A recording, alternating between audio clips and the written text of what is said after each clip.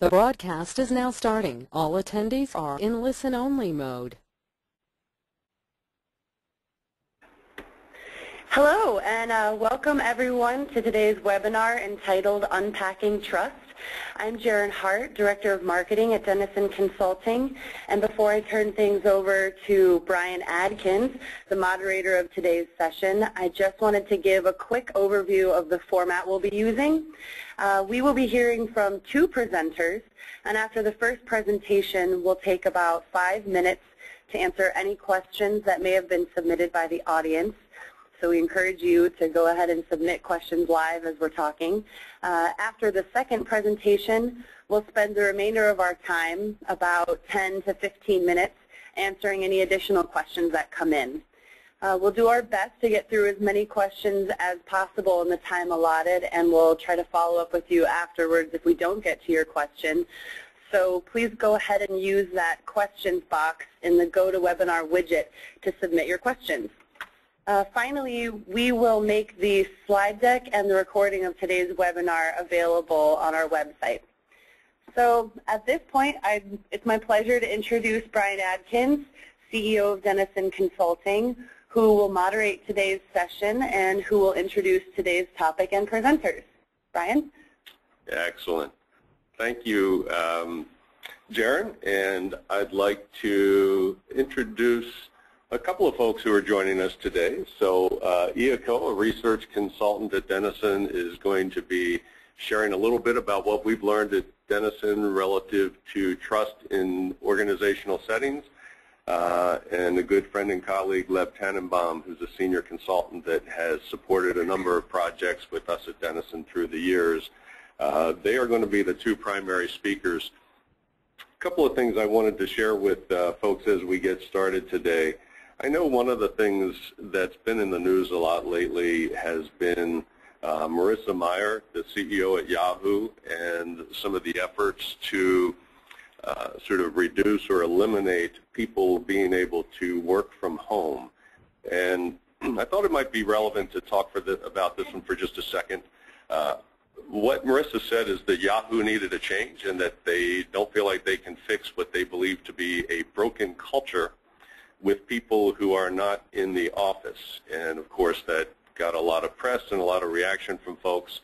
In fact, one Silicon Valley writer wrote back and said something to the effect of that what they really need at Yahoo is a workplace culture that trusts you to be a professional and accomplish your work without someone hovering over you and tying you to some outdated notions of FaceTime. So I thought it was interesting that they brought trust into that discussion.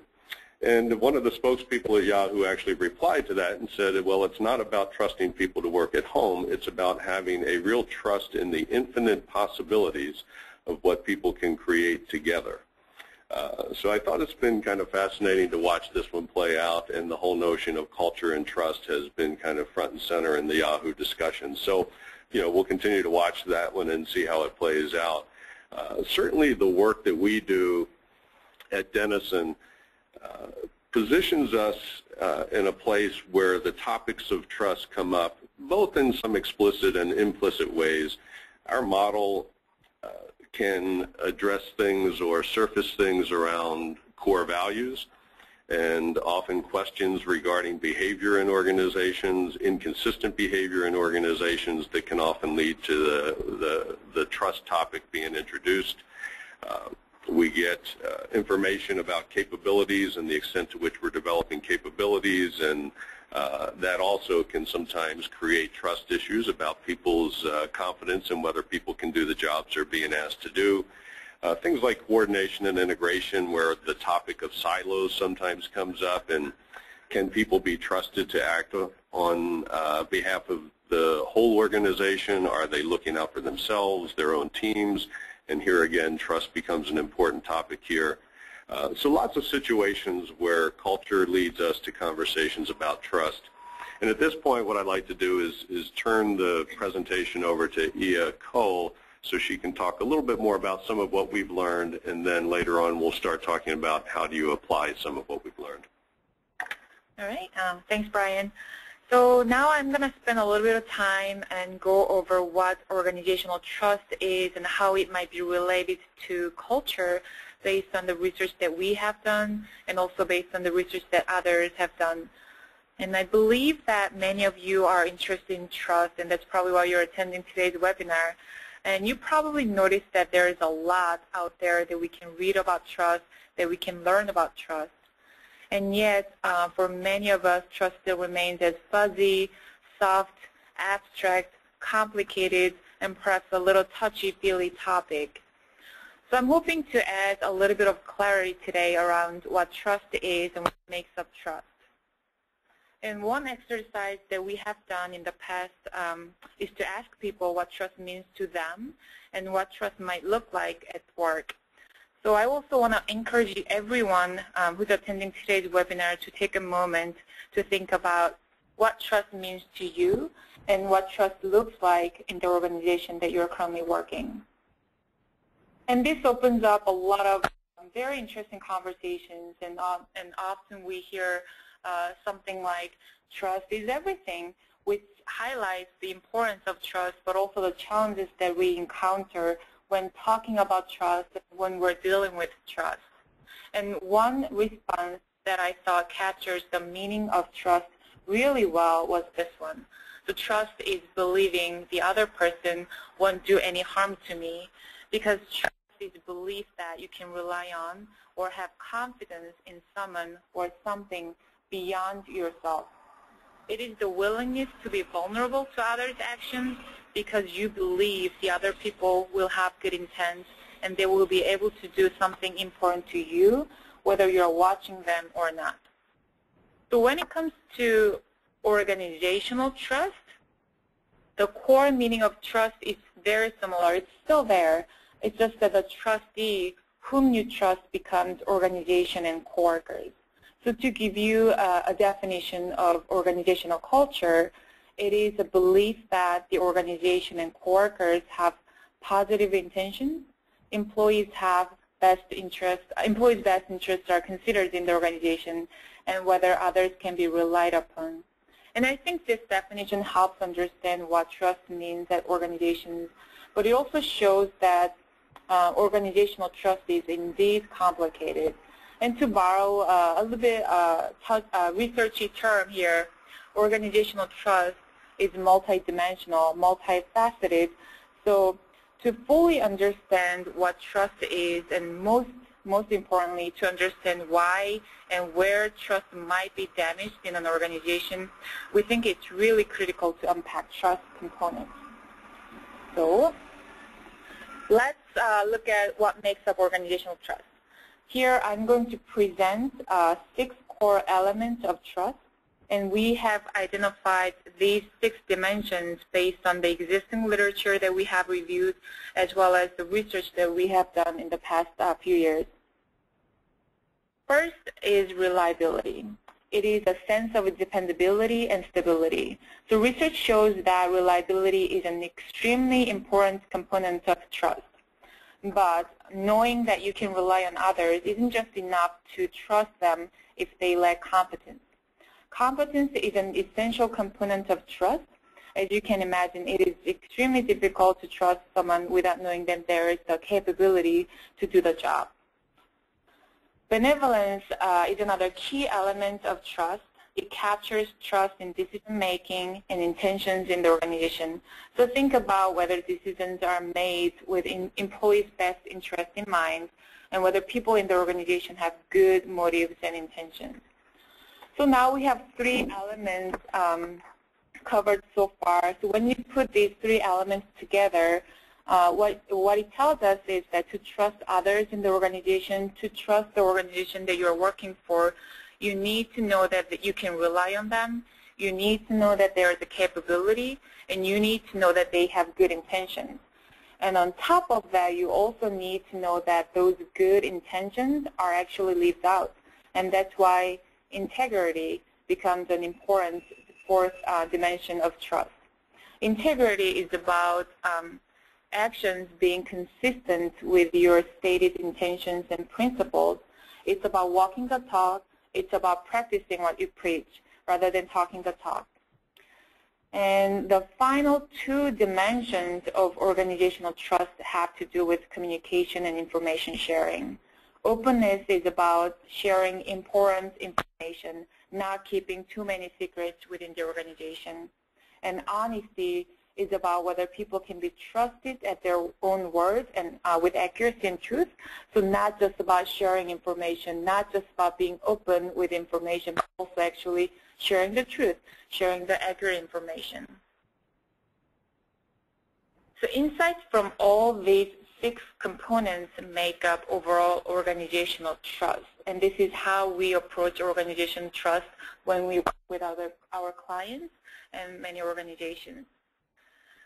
In terms of how trust is built, demonstrated, violated, and renewed, as well as what trust enables individuals, teams, and the organization to do, we believe that all these are intertwined with a culture, or simply the way we do things around here.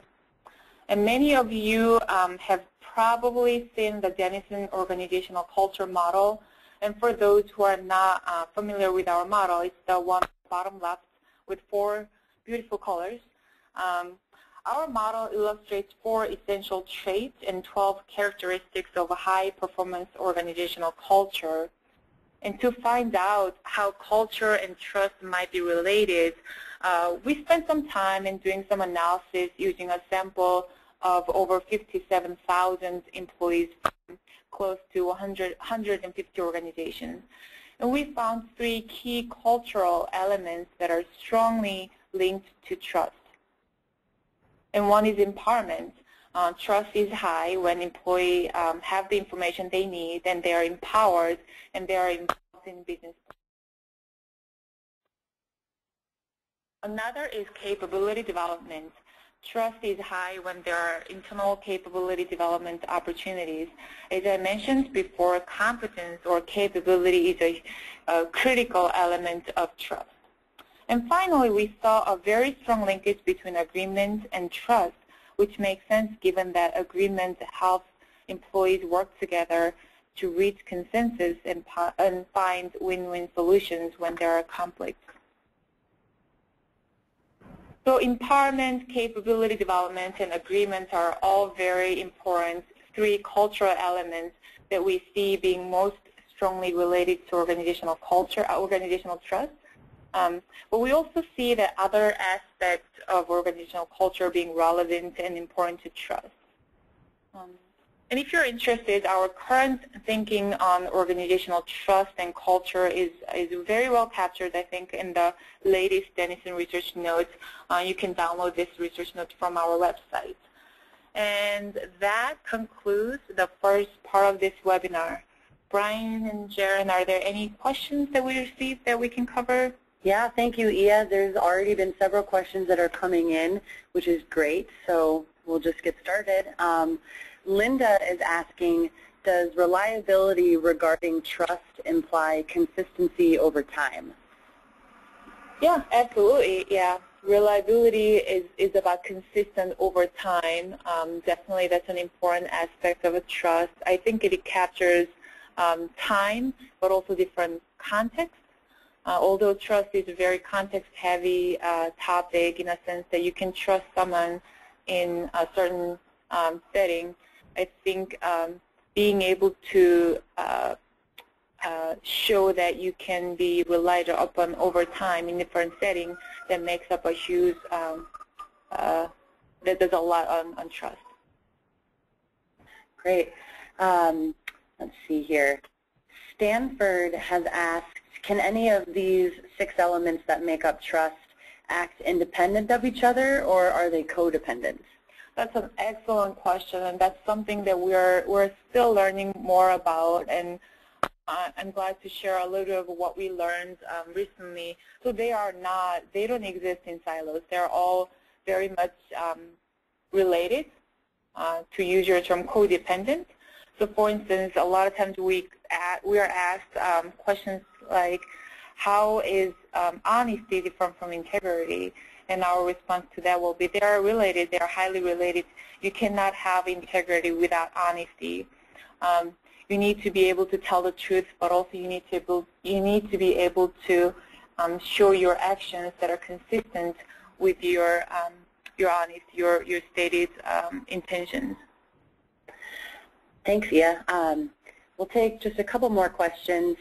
Abby is curious if you can expound upon agreement a bit more. Agreement about what, for example?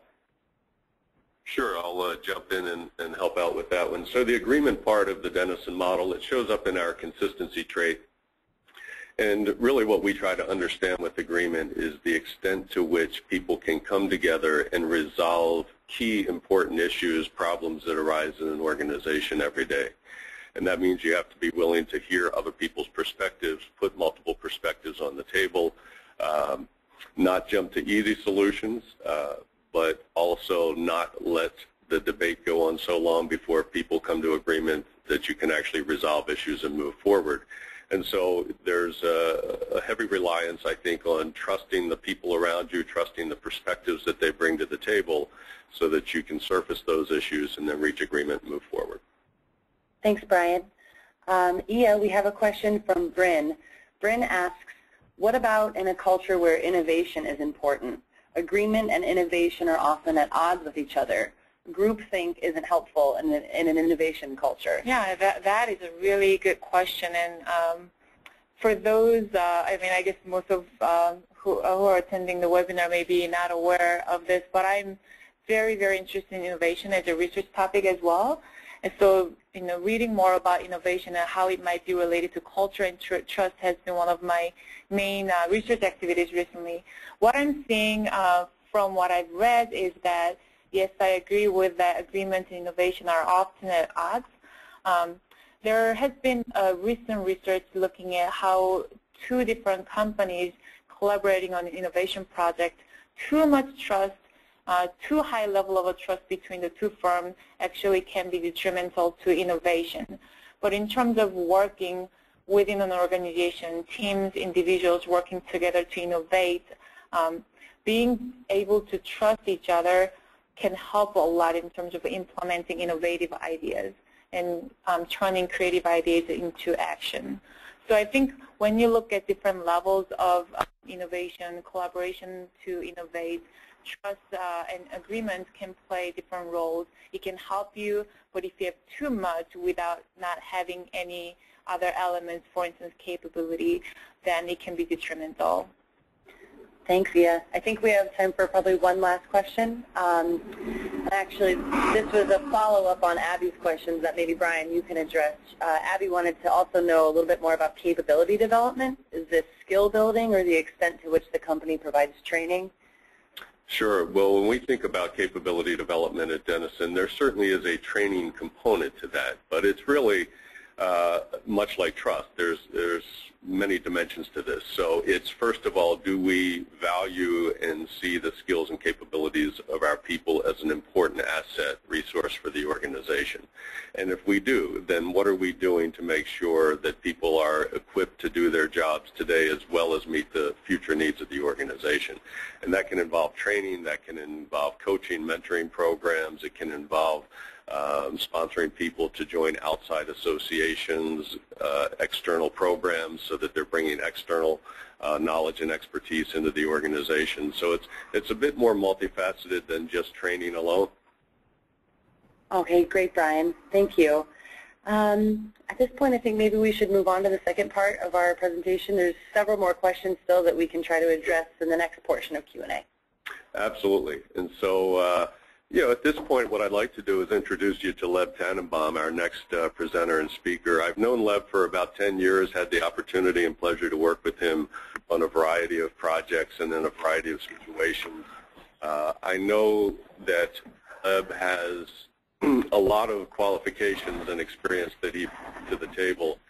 And trust issues are one of the areas that I think Leb is especially well equipped to talk about. When I first met Leb, he was already starting to use, there's a tool that he's going to introduce us to, a trust wheel that he uses in his work. And he uses that with teams, he uses that in organizational contexts, he uses that with individuals. And so it's with great pleasure that I introduce Leb to talk a little bit about his work in this area called trust. All right. Thank you, Brian. Welcome, everyone. So, we can see from Denison research that trust is complex, and yet we all know it is vitally important. And, many of our clients ask us, we're out in the field a lot, we're going to take a look at this trust wheel tool together. But a lot of our clients ask us, so, what do we do to build trust? And so we want to talk today about application, share some stories with you. Other clients ask us, we're working to improve our culture, and we are achieving higher levels of performance, but issues of trust, they just keep getting in our way. So what we want to do in this section is take a look together and share with you what we are doing in the field, learning through application, sharing some client stories. And, let me say up front, maybe this is kind of a contextual statement about trust, is that when we enter into an organization, when we offer this tool, it looks a lot like the individual application is kind of the only application, but it really isn't. And when individuals make progress, teams often benefit. And when teams work cross-functionally on trust, then the entire organization benefits. And as the entire organization benefits, we see higher trust that actually reaches outside the organization externally, and often touches the customers, and the customers benefit. So, understanding that, when we're called upon, application, it really does range from individual. Individuals make up teams. We actually do teamwork with the trust tool, and organizationally as well. So if we're looking at building trust, we're also looking at repairing trust. We're looking at accelerating trust.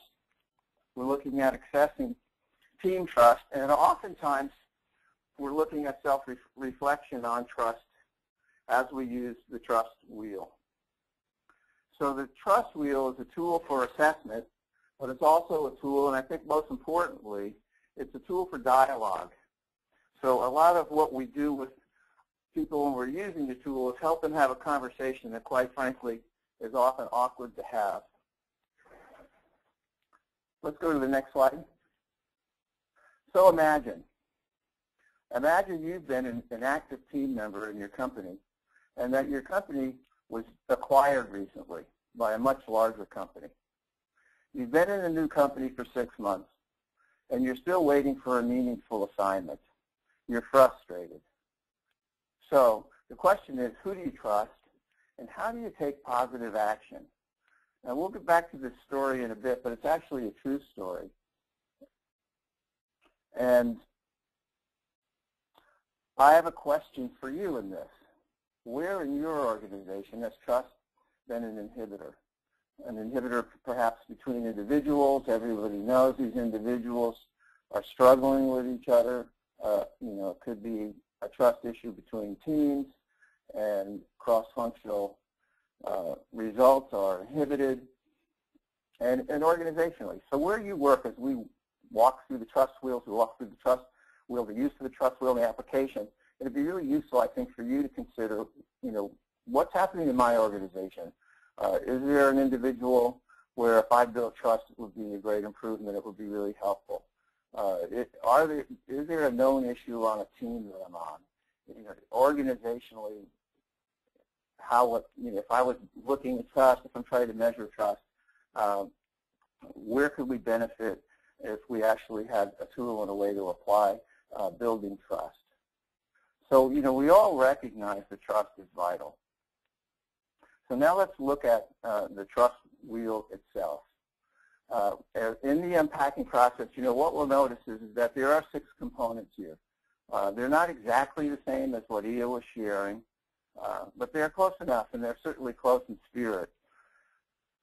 So when we bring up trust, what I found in organizations, when we start to talk about trust, maybe they've taken the culture survey, they've seen as an example that coordination and integration scores are low. Trust is such a broad brushstroke, it's such a big word, that by breaking it down into, in this particular tool, these 6 components, we find that people begin to already start to relax and talk about something they can get their hands around. So the unpacking process with this tool, which we refer to as the trust wheel, is really looking at 6 components. If you look at the bullseye here of this model, you'll also see that there's a rating scale. And 1 is very low trust, 5 is very high trust. And what's unique about the way this is used and scored is we often, so let's say it's a team setting, but we're working individual trust to start the team conversation. And let's say I'm working this trust wheel with Bryan. I'm going to be imagining how Bryan would score me in competence, how Bryan might score me in terms of character, and we'll go through the definitions, how Bryan might score me in terms of compassion. And he's going to imagine how I see him.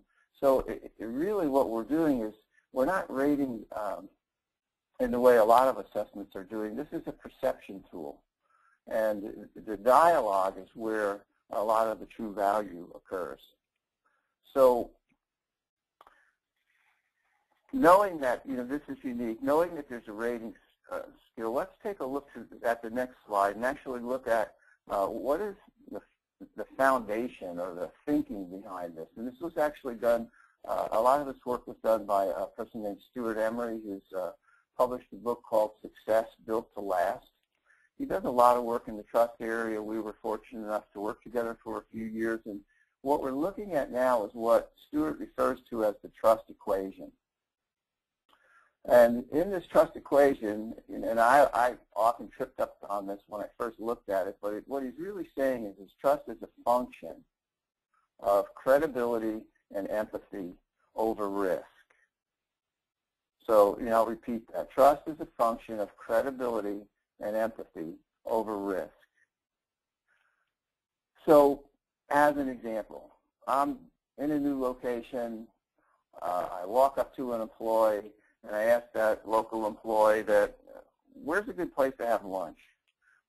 And the risk factor in that is pretty low, and I'm going to assume credibility and that person cares, and it's not going to require much scrutiny on my part in terms of credibility and empathy. Well, let's say I'm going to ask that very same employee, and I'm about to present to the general manager of their division, if my presentation is good enough to present to the general manager, and if it's topical, if it's on track, if it's what they might really be looking for, well, then the risk is higher for me. And so I may scrutinize the credibility and the empathy required to really feel that element of trust and experience that trust equation. So if we can go to the next slide. In this model, then, credibility and empathy are basically characterizing the 2 most important pieces of this equation. And in credibility, what we're looking at is competency, consistency, and courage. And then the empathy side of the model is caring, character, and compassion. If we go to the next slide, I wouldn't normally do this, but I think it's really important for us to take the time to look at these definitions, because I know working in the field, people at first kind of, they pause, and I know I did too when I first looked at these definitions. So I just want to read through them real quickly together. They think I have their best interests at heart and that I treat them with respect. That's caring. I have their best interest at heart and that I treat them with respect. Compassion. They think I am considerate of the degree to which they feel at risk in this relationship or transaction. So, organizationally, just to underline it, I think it is pretty unusual to look at compassion and consider the risk that someone else might feel in whatever the situation is that they're dealing with.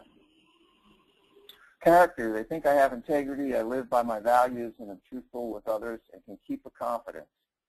What I would underline there, years of using this tool, is that the keep a confidence, those 3 words have created a lot of trust issues and diminished trust that maybe had been built up over years, sometimes very quickly. And this is, in this case, with this tool, it's placed in the character domain. Competence. They think I can do what I say I can do, technically and as a leader. And I think, again, something kind of unique in this is that it's not just technical competence, but as a leader. Consistency. They think I will actually do what I say I will do with constancy and predictability. And the predictability, the comment I'd make there, or the constancy I'd make there is that where trust has broken down more frequently than I ever would have imagined when I started using this tool with consistency is not in just that people do deliver, it's in behavior. So if you're imagining, perhaps as we talked about a moment ago, your organization, or where might I use this trust wheel, or how is trust impacting our culture, or how is trust impacting me with a certain relationship or on our team, one of the things we've found is that when people's behavior is unpredictable, and maybe this kind of touches on the field of emotional intelligence, we find that consistency is perhaps lower than they may have imagined. So a very important piece of consistency. And the last piece is courage. And this is one piece that Ia didn't mention, but it is used in this tool. They think I have the courage to try new ideas and to do the right thing, even when it's not popular. So courage is measured here as an important element of trust. So if we go to the next slide, and certainly note any questions you have about the tool itself. So how are we currently using this? Where are we using it? What are some of the stories about the use of this tool and its application? We'll start with something around organizational and team trust. And we're currently using this tool with a large transportation organization. And it is tied to their original culture survey. And they saw, as an example, in coordination and integration, scores that were lower than they wanted or expected. And there were several other areas. And so we decided that we would include in this kind of cultural transformation piece the use of the trust wheel. And where we started was with an executive team and their 6 key leadership teams. And that totaled approximately 50 people, all using the trust wheel to either build, repair, or accelerate trust with each other through paired dialogue sessions. So if you can imagine this, it started with the executive team. They're in a 2-day offsite, and every single person rotated until they completed the use of the trust wheel individually paired with every other person on that team.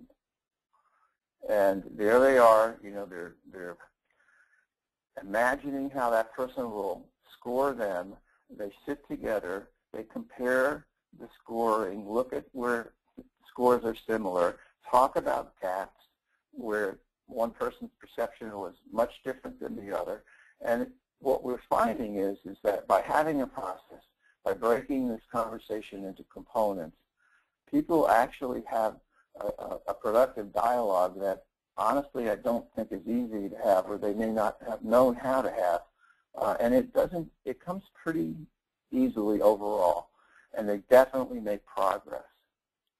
So we took this from the executive team, repeated it with 6 key leadership teams, have 50 people, very engaged in a productive dialogue around building trust, repairing trust, accelerating the trust that they need as an organization.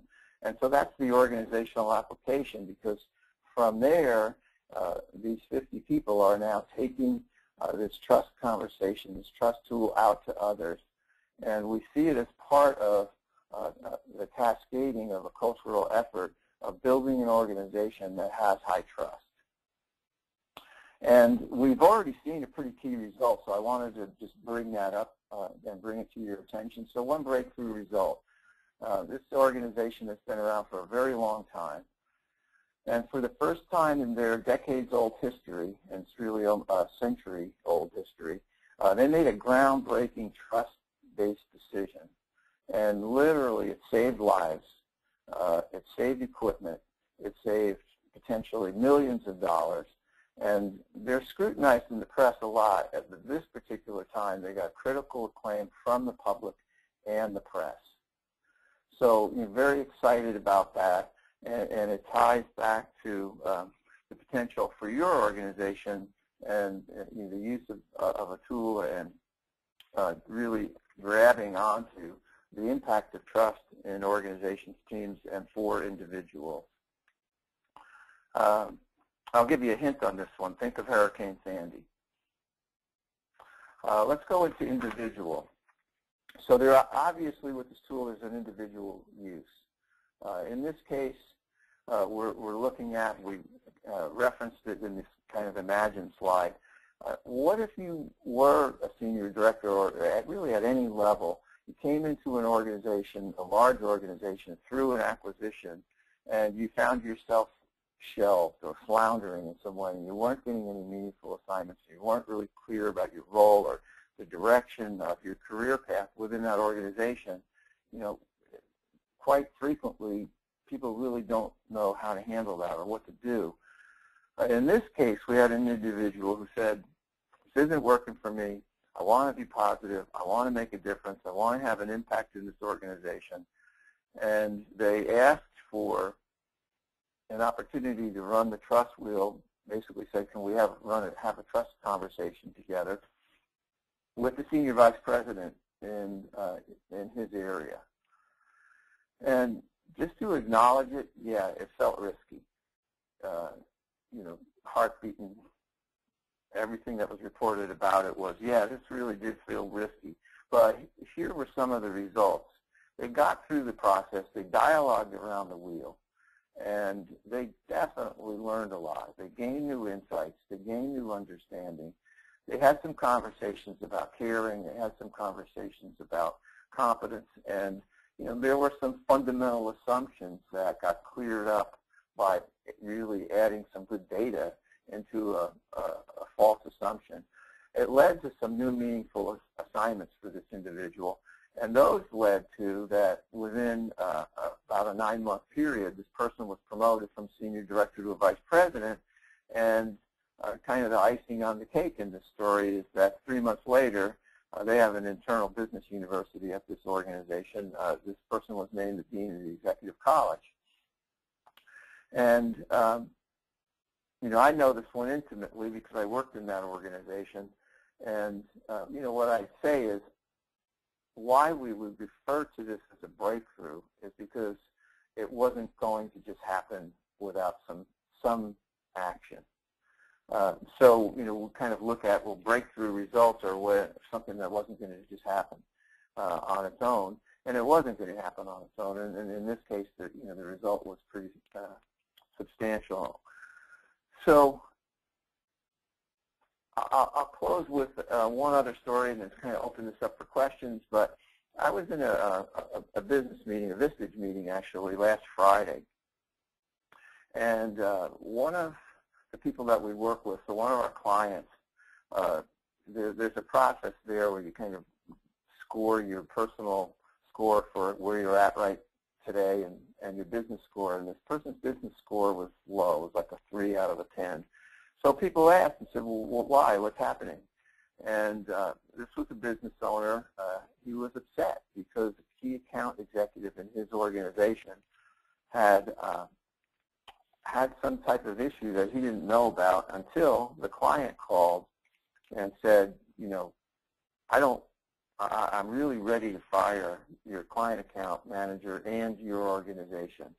I don't trust some of the things that are happening, and trust has been broken, and unless we can repair this or address this very quickly, we're not going to remain as your client.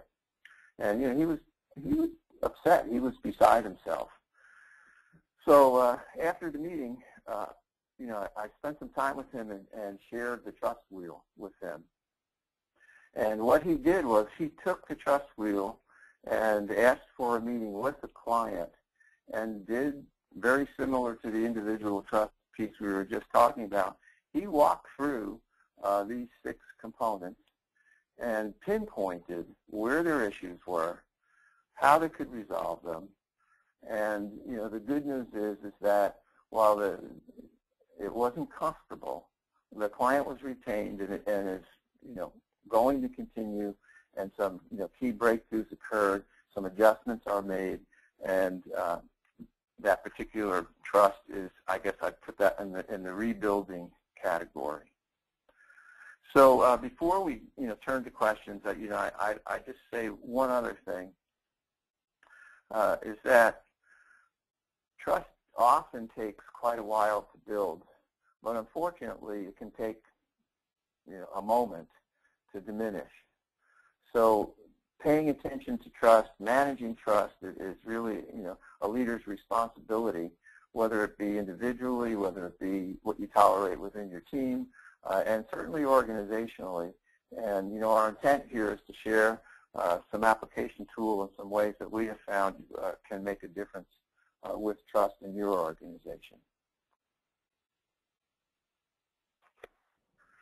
So let's go to questions on the trust wheel. Yeah, appreciate that, Leb, and we'll have Jaron and the team join in here in just a second with some of the questions that have come in. I do want to sort of reiterate a couple of the points that you were making during your presentation. I know you talked about the importance of dialogue and using this tool for dialogue, and people who have perhaps heard me talk about the Denison model and assessments have heard me say in the past that at the end of the day, I think our assessments are really intended to start and drive some honest conversations in organizations that ultimately lead to some thoughtful actions and improved performance. And I think this tool does exactly the same thing in a really difficult topic of trust. And as I mentioned earlier, our work allows us to have a window into a lot of things that go on in organizations. And I've just noticed through the years that you can talk about vision, you can talk about strategy, you can talk about teaming, et cetera. There's a certain level of emotion that comes into a discussion when the word trust gets put into the mix. And again, I just find that this wheel is extremely helpful for sort of breaking that down into something that people can have a constructive conversation about. So appreciate your sharing that with us. And with that, I'm going to defer to Jaron or Ia to see what kinds of questions we might have. Great, thank you. Thanks, Bryan, and thanks, Leb. We've gotten a lot of questions in for you about your presentation, and there was a couple that focused on talking a little bit further about some of the components that you introduced, so I thought we could start there. Okay. Vicky has asked, caring and compassion seem very similar. Can you please explain why you have mentioned both in the model and how you see the distinction between them?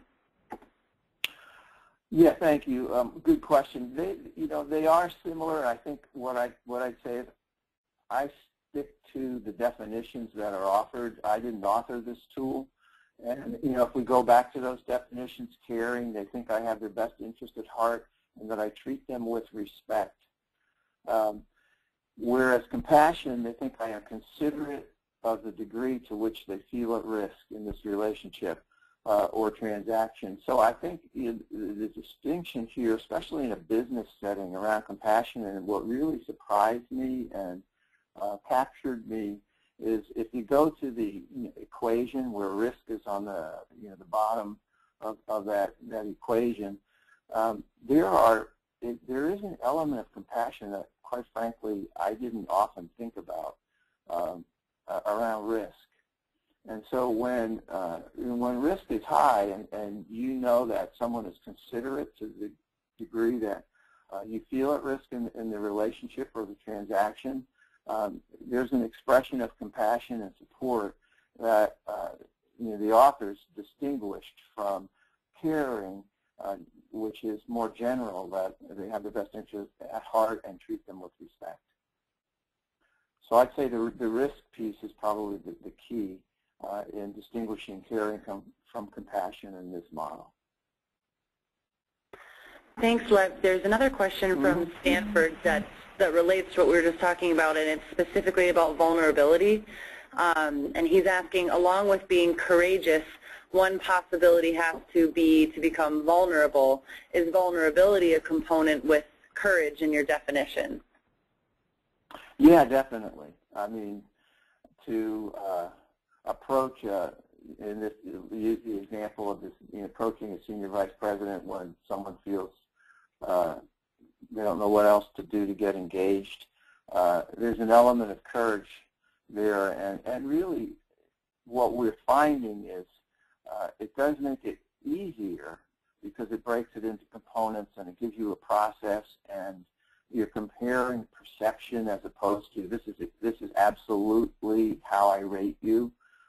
No, you're actually comparing this is how I think you might rate me, and just the brilliance of that particular shift from a pure assessment to a perception kind of conversation makes it easier. But I would say absolutely vulnerability is an element of courage, and it takes courage at times to have these kinds of conversations. But we do see, consistently people reporting that they've rebuilt or they've built or they've accelerated or in some way, shape, or form have improved in the trust element of their relationship with others. All right, thank you, Leb. There's a handful of questions that are kind of clustering around how to actually use the tool. So I was going to pose to you a question from Ron, who's asking, how specifically do you have a conversation with another using the wheel? Where do you start and what do you cover? Yeah, good question. Unfortunately, it varies so much. But where we ask people to start is really in the beginning to sit with themselves and use the tool and imagine and rate how the person they are going to work the tool with, their partner, and fill in the rating score. So, in terms of courage, as an example, Bryan and I work together a lot, or at least enough to know that we've walked into some tough situations, and I would perceive that maybe he'd score me a 4, which would be on a scale of 5 relatively high. He might perceive something similar. We might then compare notes and say, okay, we're pretty aligned on that. But it may be that I didn't even know that at some point in time he really wanted me to step up in a situation that I didn't recognize, and I didn't. And it's a 2. And what that does is provides an opportunity for us to talk about something that maybe was undiscussable or we just didn't get to, and builds trust in that particular component. So it's the sitting with, it's the imagining, the perception, the rating, and then the comparing notes and having the conversations that you need to have. It is generally how we apply this tool.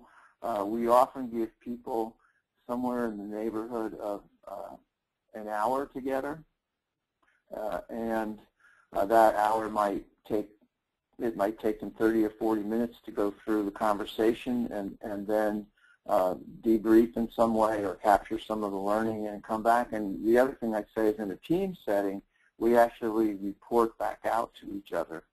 What did we learn? What did we cover? And sometimes those conversations go pretty quickly, but sometimes they take a while, and occasionally we step in and help facilitate. Great, thanks, Leb. I'm going to ask you one more question specifically about the trust wheel before we bring the Q&A back to more general questions that have come in. So this one for you, Leb, is from Bernie, and he's asking more specifically about trust within the team. He's wondering, what 1 or 2 things can a boss do on a daily or a weekly basis to build trust? Ooh.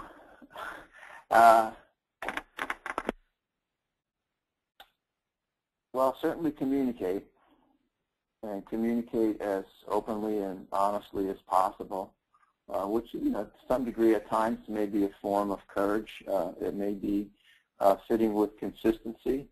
I think also to build trust, people want to hear that they are competent and they want to be acknowledged for what's working and not just addressed around mistakes or what one might consider to be what's not working. So I think if a boss, a team leader steps into really open and honest communication and fostering that kind of safety where that's the standard within an organization, that it builds trust. And if we're acknowledging each other for competence and things that are working well, and maybe sharing best practices, and then addressing what's not working, but not having that be the focus. I think those are examples of a couple of things that a leader can do that builds trust on the team. And certainly the caring and compassion piece is always a trust builder. And really any of these components, and maybe it would be kind of a rotational focus of making sure over the course of a period of time that I am covering all 6 of these components well, and that the team dialogues from time to time about what matters.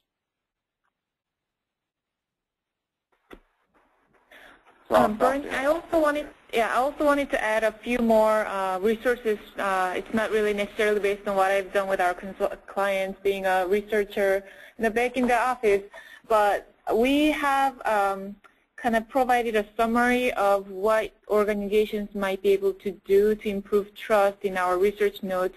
So I'll send you that copy of research notes, and also there is a very well-written article that was published in Harvard Business Review in 2006 by Hurley. It's about decision to trust, and it has a lot of interesting tips and kind of principles, guiding principles that you might be able to kind of refer to. So I'll send you both of them in a bit. All right. I think we have a question for Bryan, and this one is posed by Ron. He's wondering, isn't a shared corporate vision a critical component of trust? Excellent. Yeah, I believe it is, and I think with our assessment, one of the things that we obviously look at is vision and the extent to which people feel like there's a shared vision, and it can surface a variety of issues. I mean, sometimes there are situations where there hasn't been a very well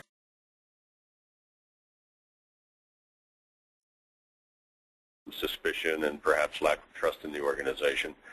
There are times where there's a well-articulated vision, but it hasn't been well communicated out into the organization, which again can leave people wondering.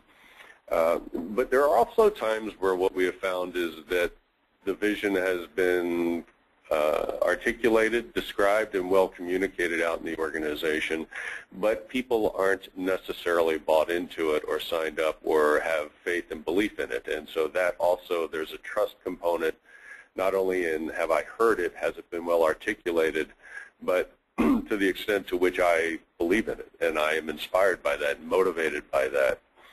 So I think the trust plays into shared vision in a couple of ways. So there are a couple of questions that we're getting around trust and the impact that national or regional culture may or may not have on it. So I was going to ask you, Ia, to speak a little bit to that specifically, and then Jessica has asked more specifically around using the trust wheel in non-Western cultures. So I thought after Ia weighed in that maybe Leb could talk a bit about the use of the trust wheel outside of Western cultures. Yeah, sounds good. So in terms of whether national or regional cultures have any impact on trust, the answer based on what I've read is yes, in a sense that it's not that trust is not important in other culture. It is when you trust and in what aspect do you trust and what element of trust becomes more important. So for instance, if you live in a very task-oriented culture, then those people have tendency to trust strangers so that you can get the work done. But if you're in a culture where relationship is more critical, when it is more relationship oriented, then people need to take time to build trust. So for instance, South America or Asia, that's where people are more relationship-oriented. Another element of national, regional culture that might matter in terms of to trust is the masculinity versus femininity. So if you're more masculine, then there's more emphasis on the capability, competence aspect of trust, whereas if you're in a society where it's more feminine, there's a more emphasis on benevolence aspect of trust. So it's not whether trust becomes more important in the U.S. versus other, it's where it might be more important and when you trust the strangers that you don't have any pre-existing relationships. So I think, Leb, if you want to add more in terms of using the trust wheel in non-Western societies. Okay. Yeah, thank you, Iya. Yeah, great question. We haven't really found too much challenge or resistance in using the trust wheel in other parts of the world. What I find more challenging is organizational cultures that in some way, shape, or form don't promote trust, or it's not an environment where people feel safe, as more of an inhibitor than anything else. I think in the use of the trust wheel in other parts of the world, what's key is to have a great conversation with people about the 6 components and the definitions. And, I've found as an example in Japan, respect is really important and to some degree assumed. And certainly giving maybe upline feedback and using the trust wheel with someone upline might be a little more challenging, but if it's contextualized appropriately and people know why we're doing it, and there's an element of encouragement or safety in place, it seems to work really well no matter where we use it. Thanks, Leb. I think we have time for probably one last question, and these two are kind of related, and this is for you, Leb. Valerie was wondering, are there questions that prompt you as you work through the trust wheel? And that sort of gets to a broader question that has also been asked around, have you ever seen the use of the trust wheel get to a situation that was really tough to resolve? Oh, thank you. Yeah, there have been many, and I think what's important in that is at times the support and facilitation of the people who are working with that organization. But I'll say one story I thought that was just brilliant from a team perspective. We were doing this with a team, rotating individuals, and in the report out of the individuals in the team setting with their team members and teammates, one individual stated very passionately, very strongly, that his relationship with trust was, if you miss one key deliverable with me, you are dead to me. And he literally said that to the entire team. And he writes that person off forever. And it was stunning. And what was beautiful about it is that the team really worked with him and said, fundamentally, based on our values, based on the safety net that we've created, that really just doesn't work for us. But we want to meet you where you are, and offered some coaching. And he came back the next day, having reflected on this, and said, it's not going to be easy for me, but I'm going to make a commitment to the team that I'm going to reframe this, and it's not going to be the way it is for me anymore. So was that tough? Yeah, it was very tough. Was it uncomfortable? Yeah, it was really uncomfortable. Was it, courageous of him to be that honest and for the team to respond the way they did? I think so. So yes, there have been some tough things that have come up, but if you're committed to trust building, you're committed to and recognize how important it is, and you go back to Ia showing us a slide with all the numerous publications and the books that basically fundamentally say even one says trust is everything. then yeah, sometimes you just have to do tough work. And it seems that this tool enables some of that work to occur. Great. Thanks, Leb. I know we're at the top of the hour here, and I really appreciate both your contributions and Ia's contributions to this topic. As I said earlier, it's probably the single most emotional topic that we get involved in our culture and leadership work at Denison. And I was a little nervous, your last story there, when you started talking about somebody being dead to somebody, whether we were going to finish on a positive enough note. But it sounds like you were able to turn that one around. You were able to turn that one around and turn that into a productive group, and so very much appreciate that. And you know, I would just encourage people. I know there are a lot of questions. This is a subject that has a lot of people attending today. A lot of questions about the wheel, the application. Please let us know. We'll connect you with Leb, and we can get you as much detailed information as you'd like. And we hope that you'll continue to look for ways to both surface, understand, and potentially resolve some of the trust issues that come up. And so once again, we appreciate everybody's participation today, and we look forward to hearing from you in the near future. Thanks.